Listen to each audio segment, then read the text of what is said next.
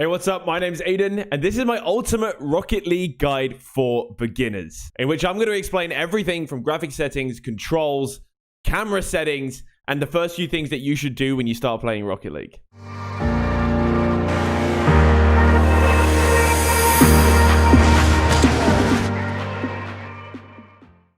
With Rocket League going free to play, there's tons of new players coming to play the game. And of course, Rocket League is quite an overwhelming game due to its steep learning curve. So this is why I'm making this video, to help all you new players out there to get into Rocket League. If you don't know who I am, well, my name's Aiden. I'm a streamer, and I've been playing the game since 2015. And I'm also an analyst for the biggest Rocket League competition, RLCS. So let's get straight to it. So one of the first things you should do when you open Rocket League for the first time, or maybe you've opened it a couple of times already, is to go to your graphic settings. There's a lot of settings here which you should change that will not only get you better frame rates, but will also make it easier for you to see what's going on in the game. Now, I'm using a fresh account with default settings, so we're going to go over each setting individually. When you first get into Rocket League, you're going to have the default settings for your video settings, and they're really not the best settings. So we're just going to go through all of these one by one. The first thing is resolution. This should of course be your native screen resolution. So if you've got a 1920 by 1080 screen like me, it'll be 1920 by 1080.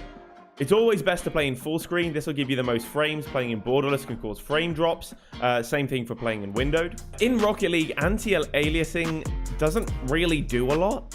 There's almost no difference between the highest setting and being completely off. So my recommendation is just to have this off, because you're just going to get a lot more frames. Under basic settings, you also have render quality, render detail. Render quality, I do recommend having it high quality, otherwise your game becomes like a bit blurry and it doesn't look very good. And render detail controls all of the advanced settings on the right. But we won't touch that, as we're going to go through all those advanced settings one by one. And of course, you want to set your max FPS to the highest possible.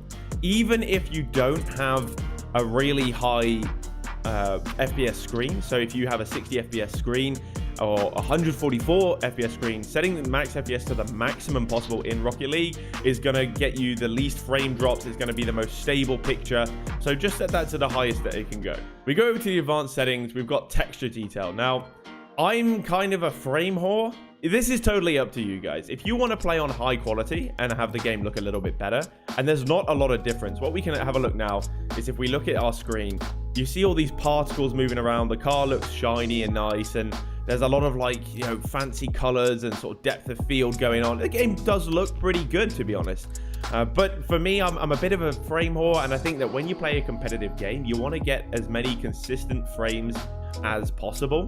So we'll go back into the options. We'll go to video, and I'm going to turn this to high performance. I'm going to turn world detail. So this affects like the crowd and the background, like the buildings in the background. It also does affect some of the quality of the field. So if I turn this to performance, you'll just see that it looks almost the same. There's really not a big difference. So it's best to have that just on performance, because you're going to get more frames. Particle detail now. You can have this on high quality if you want, but particle detail creates even more distractions when you're playing. So having that on low as well is not just going to give you more frames, it's going to make it easier to see what's going on. The first tick box that you find here is high quality shaders. Now, this can make the game look slightly better, but it's also not a big difference. If it's the color shading on all of everything in the game. So like the walls, the ground, the cars. I tend to have this off. If you have a good PC, by all means, keep it on if you like the game to just look a little bit better. I'll show you, this is with it on, and when I turn it off, it looks pretty similar, just slightly less colors. It's a little bit more monotone, I guess, but really, again, it doesn't look too much different. The next thing you get here is ambient occlusion. So this is, again, more realistic lighting and shadows. I don't have a need for this at all, so I just completely turn this off. There's also not a big difference when you have it off. Depth of field as well, it adds a blur effect for things in the distance. That's just going to make it harder to see things. I turn that off. Bloom increases the luminosity of lighting effects. It's a nice effect, it looks good, but again, it's very distracting when you have like these bright lights that are kind of glaring and glowing. It's just going to make it harder to see. And if you look at the background behind the options window here, when I turn it off, you'll just see that the lights on the wall there, they just a little bit less bright. So I have this off as well. Light shafts, it's also a lighting thing, so it's basically depending on where the light sources in the game are coming from, so like the sun or the moon, etc. It comes through the top of the field, and it creates sort of like light shafts. Again, I find it very distracting. It also decreases your FPS. Turn this off as well. Lens flares, well, it's pretty self-explanatory. When you're looking into a light source, you get lens flares on the screen. It's very distracting. Turn it off. Dynamic shadows. Now, this is one that I would argue to keep on. And it does, of course, reduce your FPS because it's creating more shadows. But the benefit that you have is that, for example, if someone is in the air flying, you can see a shadow of them on the ground. If you turn this off, you won't see that shadow. The same goes for the ball. You won't see the shadow. With the ball, it's less of an issue because the ball has a little marker on the ground when it's flying in the air, right? But dynamic shadows, you can turn them off if you're having FPS issues. Otherwise, keep it on because it gives you a little bit more information on where people are if they're directly above you or something. Motion blur. Now this, I think any game that you play, you should turn motion blur off. It just makes it harder to see. So we turn that off as well. Weather effects, very distracting. If it's raining or it's foggy, you just get more stuff on your screen. You get lower FPS, turn it off.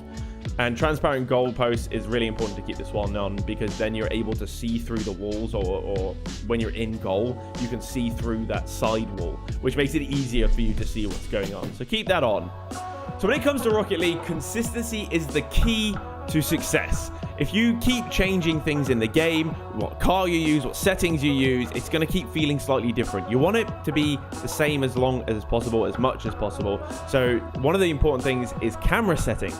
And this is the way that the camera looks at your car. So when you first start up Rocket League, the default camera settings are not the best settings. And I'm not saying that my settings are the best for you. What I'm saying is that it's important to go into these settings and set them up in a way that you're comfortable with. And I'm going to use my settings as an example and as a general guideline to what decent settings are. Of course, you don't want to spend your first tens or hundreds of hours playing and learning how to play the game with poor settings. Of course, over time, you might find yourself slightly adjusting, but if it's only slight adjustments, it's not going to hurt you as much as making huge changes. Okay, so we're going to go into our camera settings. And now this is quite an important thing. The first thing you want to do is turn off camera shake. Your camera will literally shake and rumble whenever you sort of hit into someone, or you hit into the ball, or you're dribbling the ball. It makes it so hard to actually focus because your camera's shaking so much. The next thing is field of view. This is essentially increases or decreases the amount that you can see to the sides. So it's like the lower you put it, the more you're looking through a box, and the higher you put it, the wider that gets. So in general, you want to have this as high as possible because in Rocket League, information is so important. Being able to see the whole field, being able to see your opponents, your teammates, it's really, really important. Now, of course, if you increase it, they do say that it can sometimes make people feel a bit motion sick. I've never heard anyone with this problem. But if you do, then I guess it's something to keep in mind. Of course, as well, with a larger field of view, with a wider peripheral, some things will seem further away, but in general, that's not really going to hamper your gameplay too much. So distance is a simple one. Now, I've seen people playing with really far distance. It's almost like you're playing freaking GTA, like from a bird's eye view, especially when they get the height wrong as well. And then I also see people playing with really close distance, like they're playing in first person. It's just going to make it so much difficult.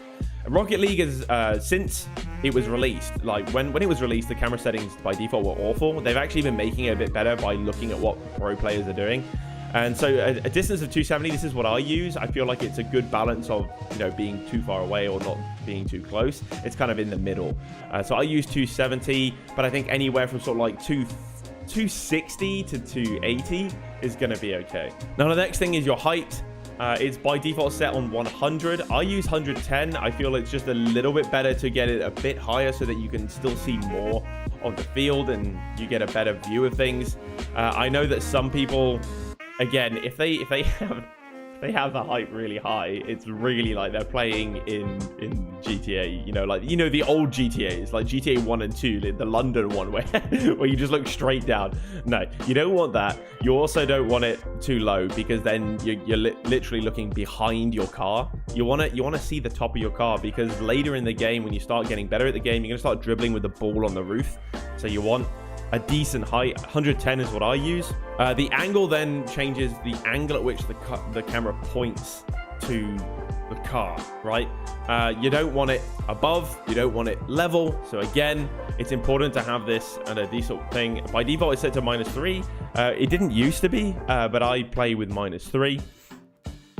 Your stiffness is then sort of how much the camera will turn to follow your car. You got to think in Rocket League, you're going to be turning a lot. So if your camera is moving too fast, it's going to really throw you off and make things look really awkward. Whereas if you have it too low, your camera is not going to follow you and it's going to be looking in a different direction. So you want, again, a good balance here. I use 0.45, so it's just a little lower than the default. And that's so that it doesn't turn too quickly, because when the camera turns too quickly, it does throw me off a little bit. And then swivel speed. This is actually something, so it comes down to how good your controller is. If you've got like an old controller and it's sort of like the dead zone's a bit off, so mine is. I actually have this a little bit lower than a lot of players.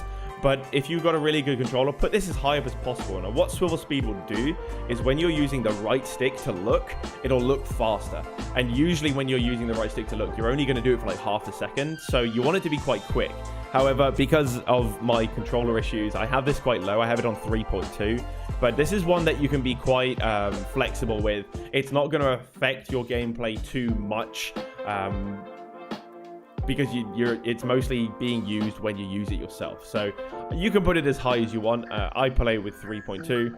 And then transition speed is the last one. So if you've already played a couple games of Rocket League, you'll notice that you can toggle on and off the ball cam. There's lots of reasons for this. And I do have other videos that talk about this. I will also be making more videos that will talk and go into more depth about your ball cam or not ball cam, when to use it, when not to use it. So the transition speed is basically how quickly your camera pans from the ball cam to the not ball cam and vice versa. I have this at 1.3. I think the default 1 is a little bit low. It turns way too slow, and then you don't get to see things quick enough. So I've got this at 1.3, and yeah, that's my camera settings. If you don't want to have to pause this video and copy everything from the video, there is a link in the description to my Wikipedia page where you can find all of my settings. So as with your camera settings, it's important that we get the controls and sensitivity set up to make it as most comfortable for you as possible, because changing these later down the line is also going to be really difficult, especially key binding. So if you look at your controller and you think that's going to be a bit awkward, try and make these changes as early as possible. Look around at what other players do, what pro players do. I'm going to use my settings and controls as an example. And again, I'm not saying they're the best in the world, but they are decent. They work for me, and they work for a lot of people as well. I know quite a few people that use very similar settings to me. However, these will be for using a controller. I don't play on keyboard or mouse. I use a DualShock 4, and I'll put a link in the description where you can find all of my settings in Rocket League. Okay, so when we go to controls, there's quite a lot of settings here, and we'll look at bindings later. This is all, bindings are all personal preference. It's just whatever you want. I make some changes myself because I find it easier, but some people think my settings are terrible, so I wouldn't listen to actually anyone about bindings. If you feel like something is awkward and that something is wrong, try experimenting, look at what pro players use, or go to my League F2P page, see what I use. So I'm not going to go really over key bindings because it's a very, very personal preference. But the important things to note is steering sensitivity and aerial sensitivity. Now, the higher you put this, the more reactive and responsive your car will be. Mechanical, very, very mechanical players, so players that are very good at controlling their car and they rely on that for their play style, they will have this quite high. So you'll see that freestylers, for example, they'll have steering sensitivity and aerial sensitivity pretty high, like around 1.85. A lot of freestylers that I met use very high sensitivity. I like a bit more control because I don't want the chance of making a mistake by overturning. And yes, there is of course the counter argument, say, oh well, then you don't turn quick enough, but I like to have it on 1.10, which is a little slow for some people, but for me this works perfectly. And if you want to go ahead and try using mine, I think this is very good for beginners because car control is so difficult in Rocket League, and over time you might find yourself turning it up a little bit.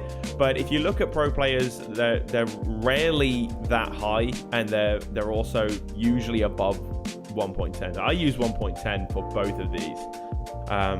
Some people actually have a different aerial sensitivity from their steering, but I kind of like the consistency, so it feels better. Now, controller dead zone is basically, it's telling the game how far you need to move your stick for the game to do something.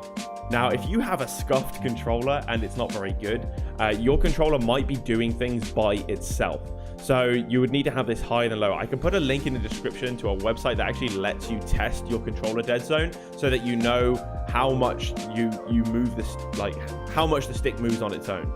And so for me, I use 0.10. There are players that use 0.04 or sometimes even 0.03 because, of course, the lower that you can have it, the better, because then the car is more responsive, it acts more immediately. My controller is a little bit scuffed. I've had it for a while now, and Rocket League, when you play it intensively, can be quite heavy on the controller. So I've got this on 0.1. And now you might be wondering, why is there another dead zone? This is called dodge dead zone. So if you've already played a few games of Rocket League, you might have noticed that when you jump and then press jump again while holding a direction, so you would press jump again and then hold, you will flip in that direction. And that's called a dodge. What happens to a lot of players is if you have this set too low. Now, it's funny because Rocket League have updated this, because originally it was set quite low by default. The lower you have it, the less the stick needs to move to be able to do that flip. And the problem that this can cause is that often you might flip without meaning to do so, because a lot of times, for example, if you want to double jump and not flip at all, you would just double press X without moving the stick.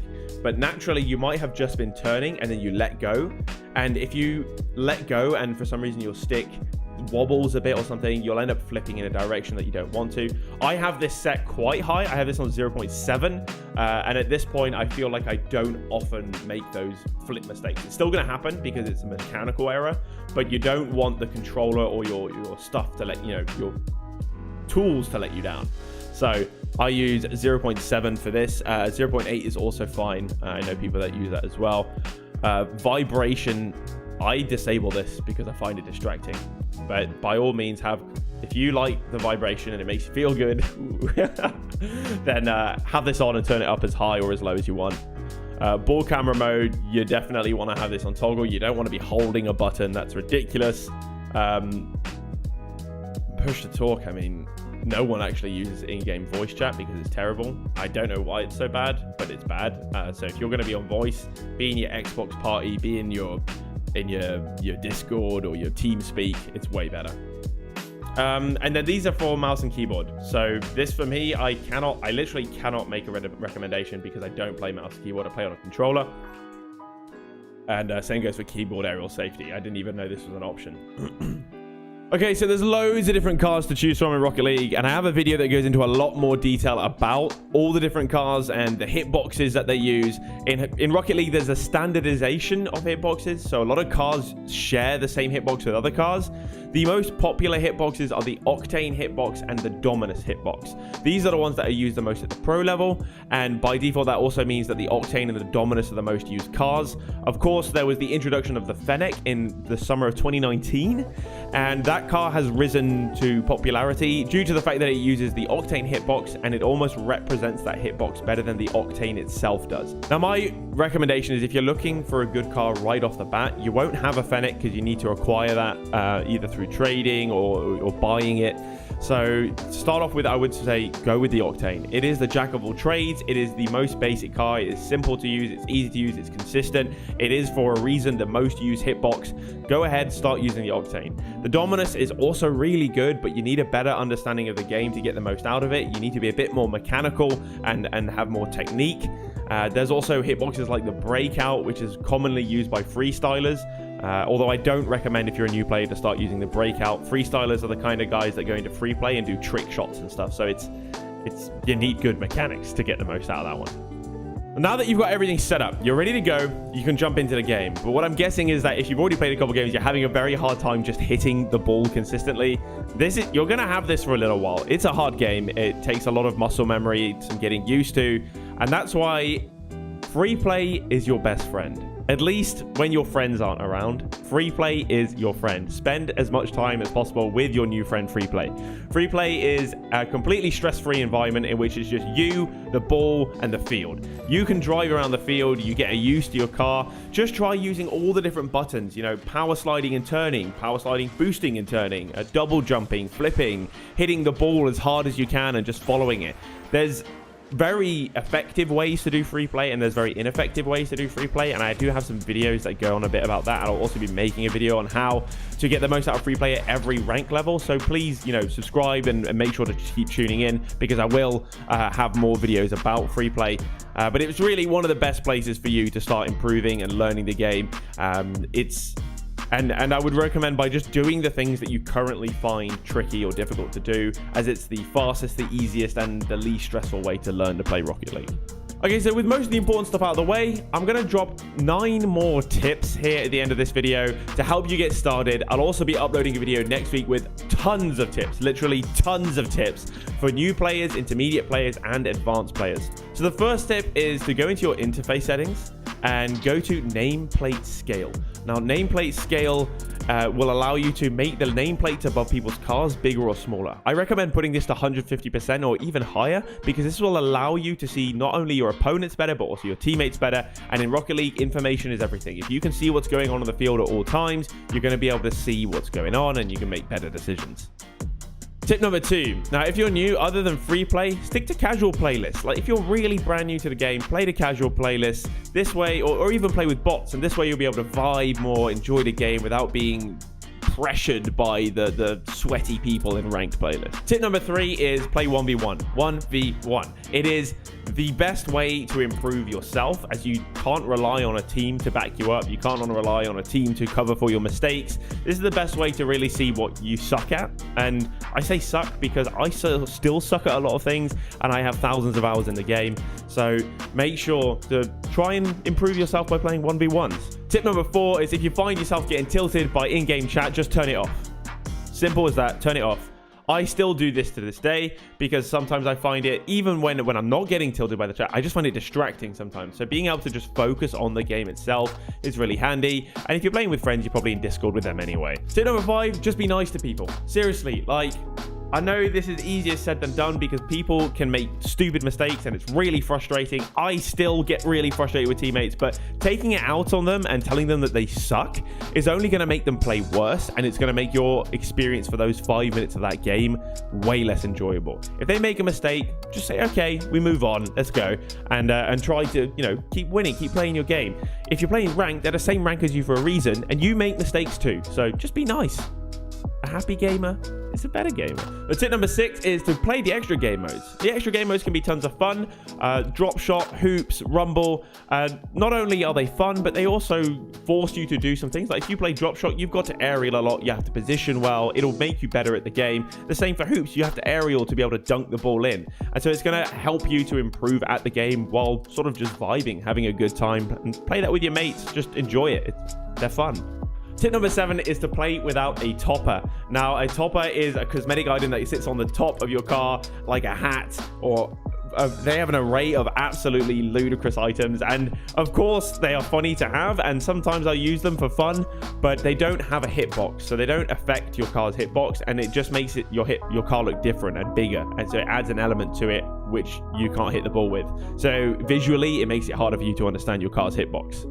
Now, tip number 8, this one's a little bit more conceited, but subscribe to my YouTube channel. I post a lot of training videos, tips videos, and videos on how people can get better at the game very quickly in a short amount of time. So subscribe, look out for the new content. I'm going to be constantly uploading videos to help you guys.